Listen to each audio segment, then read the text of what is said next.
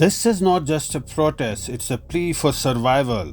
In Jaipur, activists are hugging trees in a desperate bid to save the last stretch of the Dholkabad forest, threatened by bulldozers and blueprints. More than 2,500 trees, including Rajasthan's iconic Kejri trees, could be felled to make way for a fintech park, the PM Unity Mall, and housing complexes. This green belt near the airport is one of Jaipur's last lungs. It cools the air, filters pollution, and shelters wildlife. But now it's being sacrificed for rapid development. Jaipur is witnessing a wave of protests. Students, local residents, and environmentalists are out on the streets. Their demand is simple: development without destruction. 2021 में यह तय हुआ अशोक गहलोत सरकार द्वारा कि fintech park बनाया जाएगा, तो लोगों ने कहा अरे फिनटेक पार्क मतलब ये सारे पेड़ चले जाएंगे। पूरा जयपुर में इसकी आवाज़ गई, तो हम लोग वहाँ से 4-5 किलोमीटर दूर रहते हैं, तो हम लोग पहुँचे और एक पूरा आंदोलन विकसित हुआ 2021 से। और ये सारे जो सर्वे किए पक्षियों के, पेड़ों के, वो उसमें सब एक्सपर्ट्स को बुलाए, यूनिवर्सिटी से एक्सपर्ट्स को बुलाए, रिटायर्ड फॉरेस्ट ऑफिसर्स को बुलाया, और ये सारा रिसर्च, कुछ जो पक्षी के बड़े एक्सपर्ट हैं वो लोग आए, उन्होंने उसकी रिसर्च की। तो हम लोगों ने एक पूरा दस्तावेज़ बना के सरकार को दिया कि भी फिनटेक पार्क से कोई झगड़ा नहीं है, लेकिन आप इसको ले जाइए कहीं और। तो 2023 में वो लोग अपने बुलडोज़र लेके आ गए। वो लड़ाई हमने सड़कों पे लड़ी, हमारी युवा लड़कियां तो लटक जाती थी बुलडोज़रों पे, और उन्होंने उस फॉरेस्ट को नष्ट नहीं होने दिया। धीरे धीरे अशोक गहलोत सरकार भी चली गई। अब आती है नई सरकार, भजन लाल सरकार, उनकी भी निगाहें उस 100 एकड़ ज़मीन पे।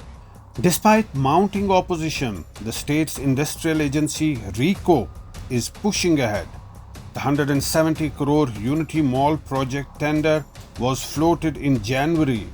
Machinery has started arriving. Trees are being marked for removal. Protesters aren't just resisting, they are offering alternatives. They have identified 20 to 30 acres of open land nearby. Why? They ask, destroying a thriving forest when better options exist. They are even proposing a biodiversity park, a space where nature and people can coexist, a model for urban India's future, not its past mistakes. सुनिए, हम एक विकल्प दे रहे हैं। हम नहीं कह रहे इस ज़मीन को यूं ही छोड़ दिया जाए, हम कह रहे हैं अब जैव विविध एक पूरा इस इकोसिस्टम को बरकरार करने के लिए इस तरीके का एक पार्क विकसित करें, जहाँ इको ट्रेल्स हो, जहाँ क्लाइमेट जस्टिस सेंटर हो। हमारे प्रदेश में कोई क्लाइमेट जस्टिस सेंटर तो है ही नहीं जहाँ रिसर्च हो। लेकिन ये सरकार ना बात कर रही है हम लोगों से। उन्होंने कहा हम आपसे तब बात करेंगे जब आप हमारे भी प्रोजेक्ट को मानेंगे, और वो सिर्फ PM यूनिटी मॉल नहीं है भैया, वहाँ पे तो मंडपम भी आ रहा है जो एक ट्रेड मार्केट बनने जा रहा है, trade fair point Rajasthan Mandapam, hotel. आप सोचिए, पेड़ों का तहस नहस, वहाँ के जानवरों को वहाँ से भगाए जाएंगे, पक्षी रुक जाएंगी, किस चीज़ के लिए? होटल के लिए। कुछ कमर्शियल ब्लॉक्स जहाँ फिनटेक पार्क आएगा, जयपुर इसको नहीं स्वीकारने वाला। But the machines are coming. The forest is shrinking.